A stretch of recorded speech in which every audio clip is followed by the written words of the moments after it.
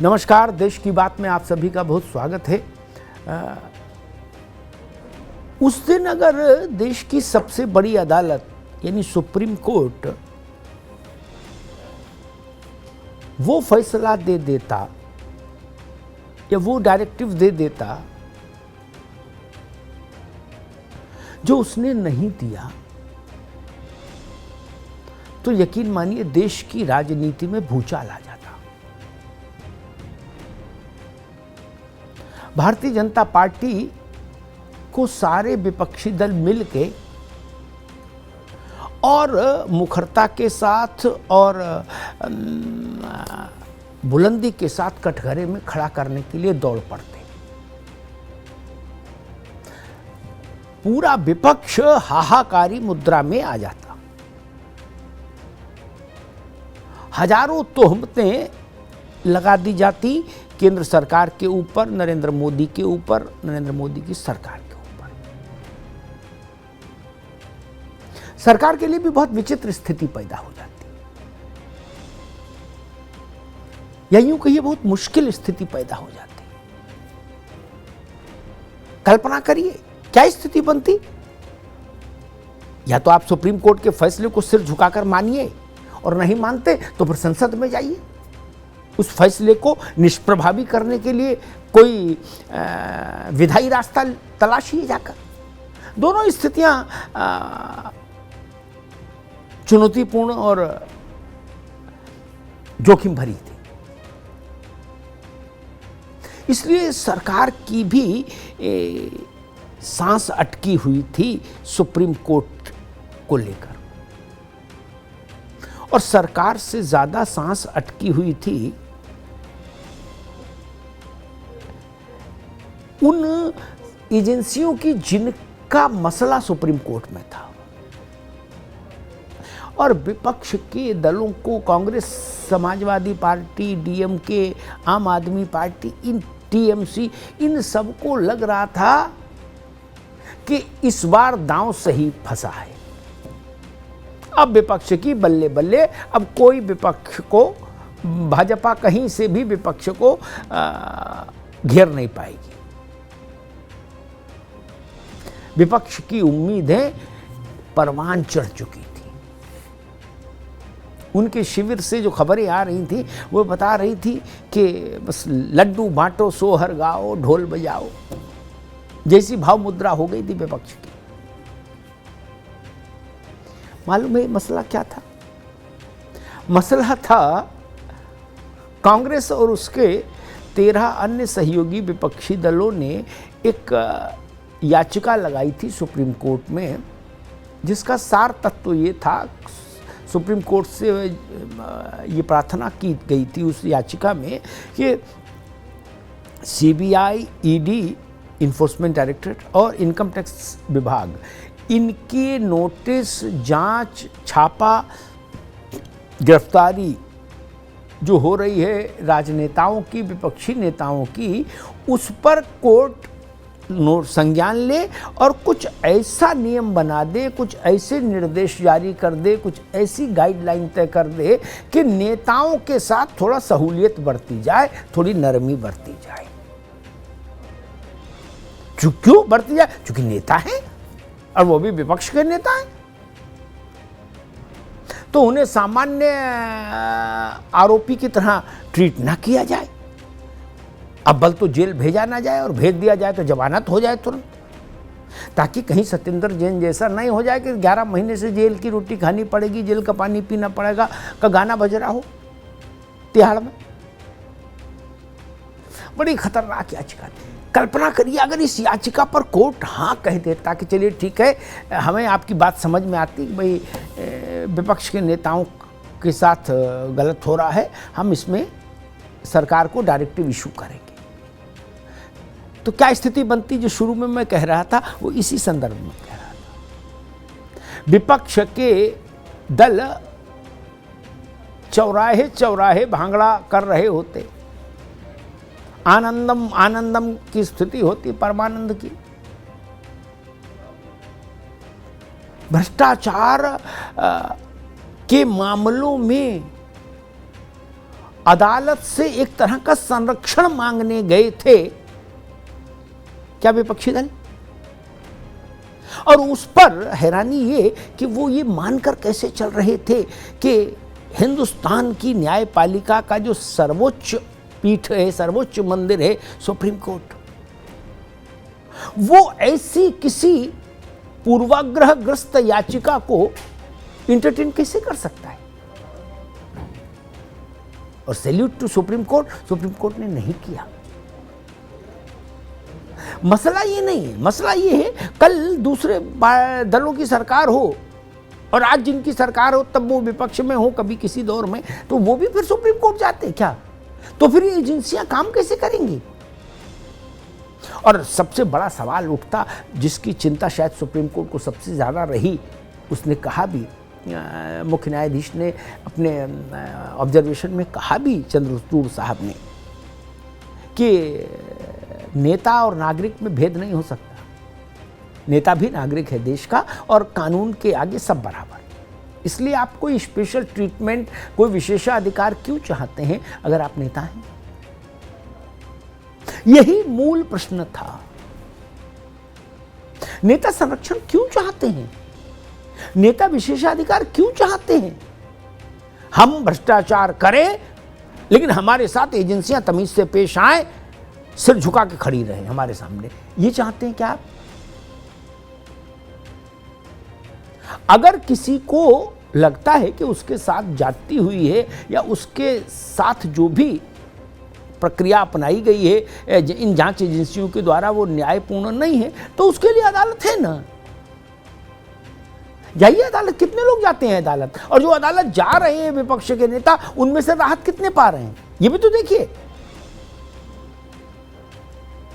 इसका मतलब कहीं कुछ ऐसा है जिसको छुपाने की जरूरत आप लोगों को पड़ रही है। इस देश की एक मूल समस्या ही ये है। आप गांव में चले जाइए और वहां लोग, सामान्य तौर पर लोगों से कहिए कि भाई फला मामले में लग रहा है फला नेता शामिल रहा होगा, तो इस देश के भोले भाले आम आदमी की पहली टिप्पणी मालूम क्या होगी? अरे भैया नेता है, उनका क्या होगा, उनका कुछ नहीं बिगड़ेगा। ये जो भाव है ना, ये लोकतंत्र का के मूल तत्व को, सार तत्व को अपमानित करता है। ये भाव यूं ही नहीं आ गया जनता के मन में। उसने देखा कि 60-65 साल तक इस देश में यही व्यवस्था चली। ये तो 2014 के बाद थोड़ा पेस टाइट होना शुरू हुए। अब उसमें विवाद हो रहा है कि तेरे वाले के पेच टाइट हो गए, मेरे वाले के क्यों हो गए, या तेरे वाले के क्यों नहीं हुए।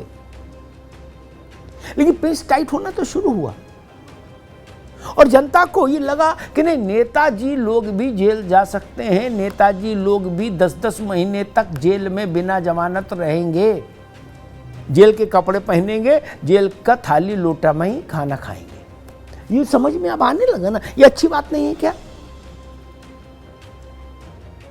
अन्यथा उस ऐसे किसी भी राजनीतिक दल को आप कैसे ईमानदार घोषित करेंगे कि वो संविधान और समानता और लोकतंत्र के प्रति उसकी निष्ठा है, जो ये चाहे कि भाई कॉमन आम आदमी के लिए दूसरा कानून रहे, उसमें लट्ठी चले, कोई दिक्कत नहीं हमको, उसमें अंडर ट्रायल जेलें भरी रहे, हमें कोई दिक्कत नहीं, लेकिन नेता के लिए व्यवस्था अच्छी हो भाई, उसको नोटिस वोटिस न दिया जाए, जांच ना हो, छापेमारी ना हो, गिरफ्तारी ना हो, और अगर सब कुछ हो जाए तो जमानत फिर तुरंत हो जाए। और जब तक जमानत ना हो तब तक जेल में भी वो मसाज कराते रहें। क्यों? क्योंकि वो नेता हैं।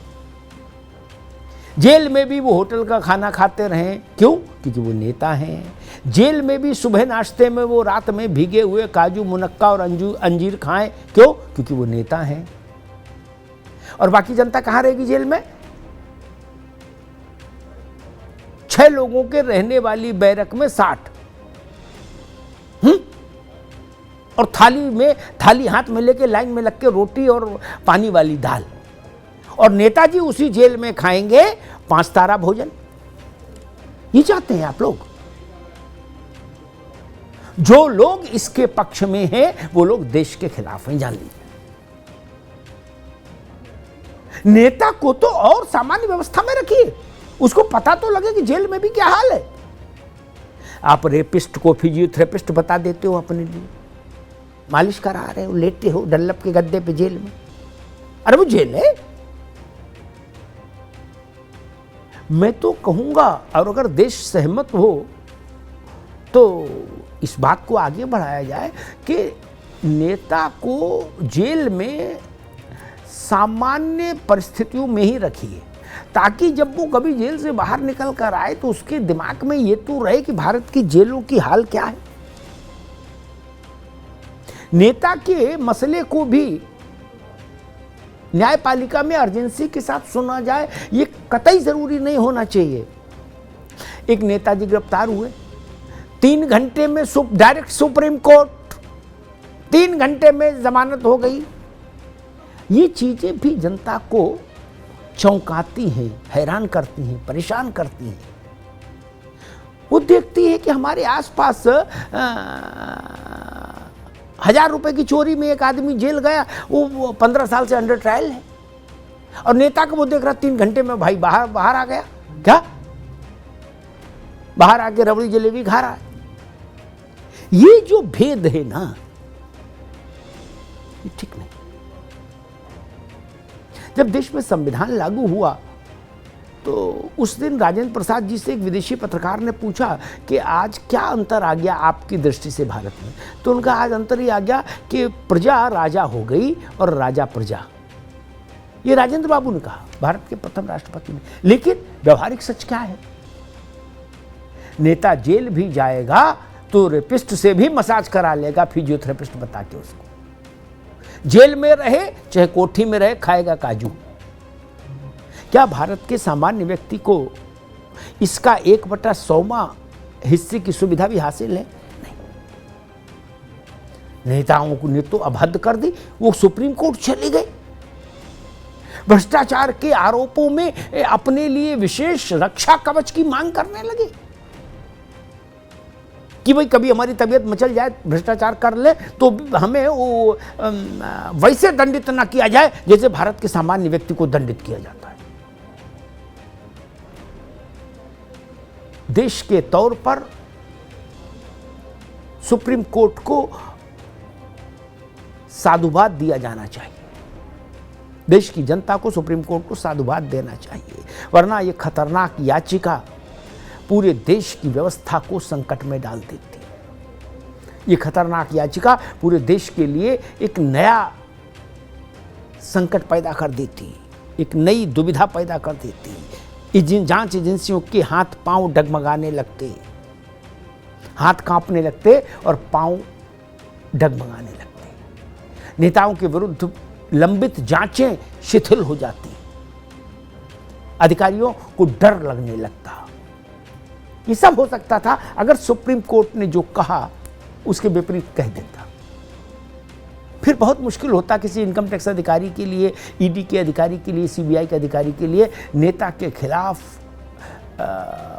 100% प्रतिबद्धता के साथ, कानून के साथ एक्शन ले पाना, क्योंकि उसको लगता कि नहीं, ये वो बिरादरी है, वो प्रजाति है जिसको देश की सबसे बड़ी अदालत ने प्रोटेक्शन दे दिया, एक रक्षा कवच दे दिया। देश का सौभाग्य, राजनेताओं को सुप्रीम कोर्ट से ऐसा कोई रक्षा कवच नहीं मिला। अब भ्रष्टाचार के खिलाफ अभियान और तेज होना चाहिए और प्रभावी होना चाहिए, और तटस्थ और पारदर्शिता के साथ ये कार्रवाई आगे जारी रहनी चाहिए। धन्यवाद।